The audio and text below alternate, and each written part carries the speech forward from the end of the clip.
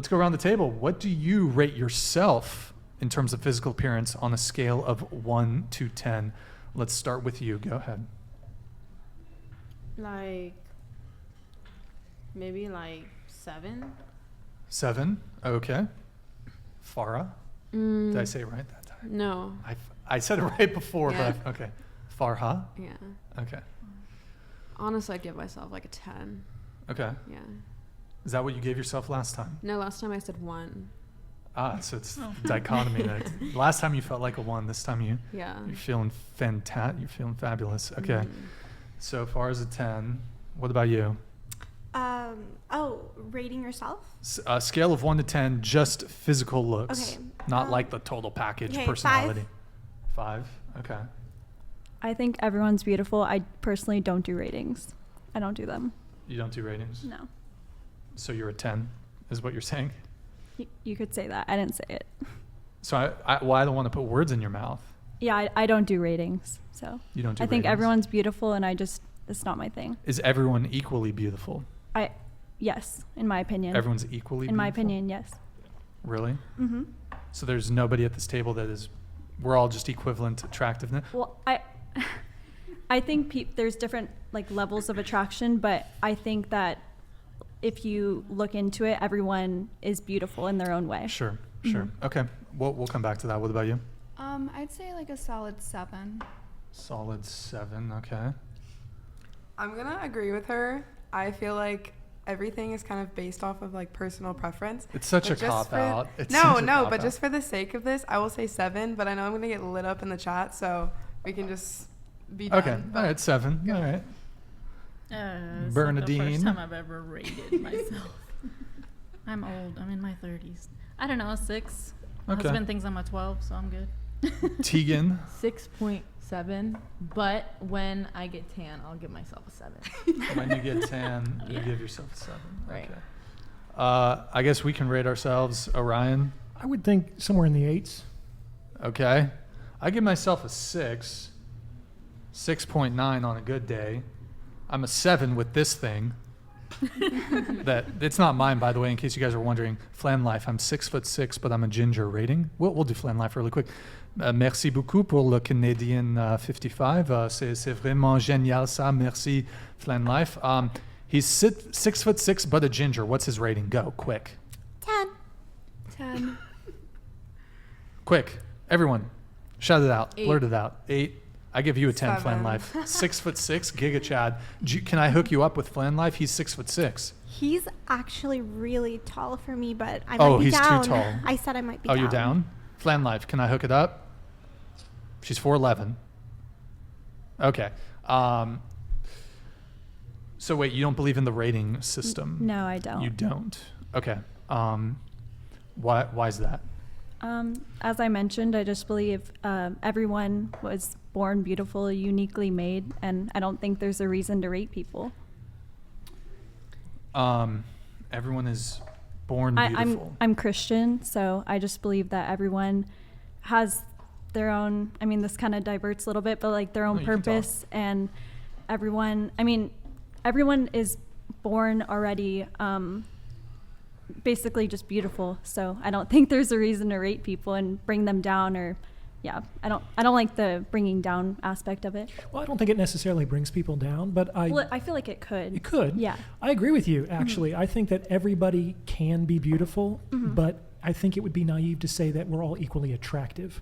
Yeah, I Now- agree with that. Great. The attractive aspect. So I think what we're getting into is sexual marketplace value. So I have some interesting takes on this. Maybe I can share them at this go for point. it. So I think that there's a few different ways that we can approach this, and I think it's generally done with not a lot of nuance. I think that everybody kind of has what I call a normalized sexual marketplace value, which is sort of like, according to the standards of the culture in which you live, how well do you measure up on the most important dimensions to the opposite sex? So a number of the things that you've brought up today are like height. This guy led with his socioeconomic status. He makes $200,000 a year.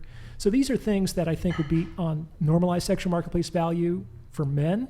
For women, it would be their physical appearance, their age, things like that. But no one really knows what their sexual marketplace value is because all transactions are based on perceived sexual marketplace value.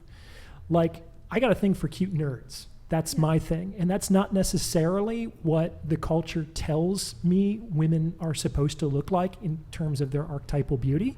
But that's something that's really interesting and attractive to me.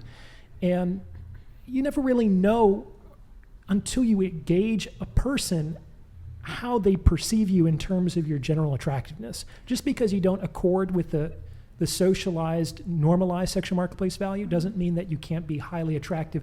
Or conversely, just because you are 6'4" and you make a lot of money doesn't necessarily mean that you're going to be very attractive to certain women, right? Yeah. But the kicker is that you really only know your sexual marketplace value when you get into a relationship. So it's like, I knew somebody that I was very close to. She was an artist, and she had never sold a painting before. And she started by offering her paintings for $100,000, which, God bless her, I love the courage with that, but it just wasn't really realistic that someone was going to buy a piece of art for $100,000 from an unknown artist.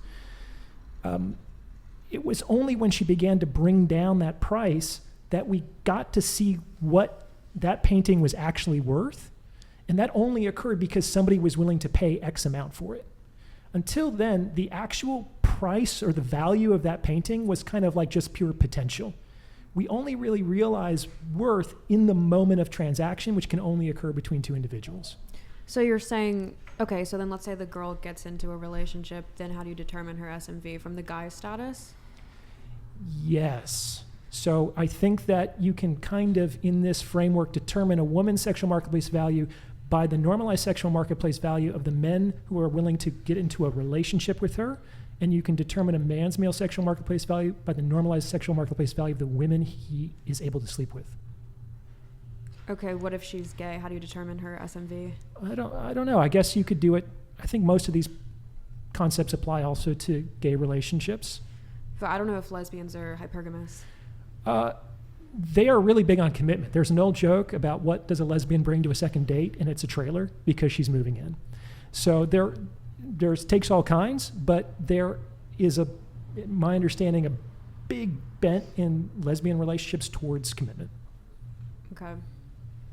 I just feel like in high schools and colleges, like people kind of date people at their school. They're probably like in a similar income range. Sure. So I don't know how you would determine like the SMV of like a college sophomore is dating another college sophomore who are both kind of an equal amount of college debt. And you wouldn't say she has low SMV because she's dating a guy in debt and not getting scooped up by a millionaire, right? So doesn't that kind of make your definition of SMV kind of irrelevant to most dating instances? No, because I think it's based on the context in which you exist. So we can say that people might have a normalized sexual marketplace value for the culture at large, but maybe the culture that and the context that matters most to you is your campus. Or maybe it's even just like the people in your homeroom class. Like there's all kinds of hierarchies within social systems as soon as more than two people start to relate to each other. Okay, so then you would then judge it based off like, okay, is that guy an athlete? Is he like doing well, or like what would be in the high school? Yeah, metrics? that's the stereotypical one. It's like who is the big man on campus is the quarterback, right? Sure. Now, does this guy can he compete with somebody who's 35, makes $1 million a year? Well, it just depends on what the woman is looking for. She might be so involved in that context that she will actually choose the quarterback over somebody who makes, hundreds of thousands of dollars a year. Mm-hmm. I think it really depends on the context. Mm-hmm. All right. Oh, and one more thing, and I think this is why this is great advice for guys, especially maybe the shorter kings out there, 5'7", is find a context in which you can shine. Like you can be a contextual alpha. I know you might not love that term, but you can definitely have a higher sexual marketplace value in certain contexts versus others. Word. By the way, do you want your glove back? I don't know. It's kind of okay. Here you go. Was that a shitty throw too? Okay. Did we get any chats, Eric? Any chats? Let me check. Oh, here we go. Oh, fit check. We got to do a fit check. Hold on. Let me get through these. We got Davon Jackson, longtime supporter. Thank you, man. Good to see you in the chat. To the Hobbit, why should a man shorter than his bloodline? Shorten. shorten his bloodline for you besides the two obvious reasons? Well, thank you. Well, I mean, tall That's guys what I like me, consider but like it. I said, it's not a deal breaker. But also, I'm worth it, so why not? Wait, Tegan, did you want to say something? No, I have Oh, no you just comment. looked like you were chomping at the bit there No. to say something. Well, I kind of wanted to come in, I think, on the 1 to 10 thing there. So, I mean, you say that you don't rate people based off of a physical appearance. Uh-huh. I don't. How tall is the guy that it's complicated with? I actually don't know. You don't? I'm not very good at telling height, so I'm not sure. If you had to guess. Maybe 5'9". Okay, Yeah. fair enough. Mhm. You don't care at all about his physical appearance. He's attractive for sure, but Well, hold on. I thought everyone's equally attractive. well, no, I did mention that I think there are levels of attraction, but I think But- that everyone is born beautiful in their own unique way. But are there some people that you don't find physically attractive? Yes, I think in my personal preference, there are people that aren't as attractive as others, but Sure. I think rating people just doesn't have any value Mm. to it. Okay, I understand that.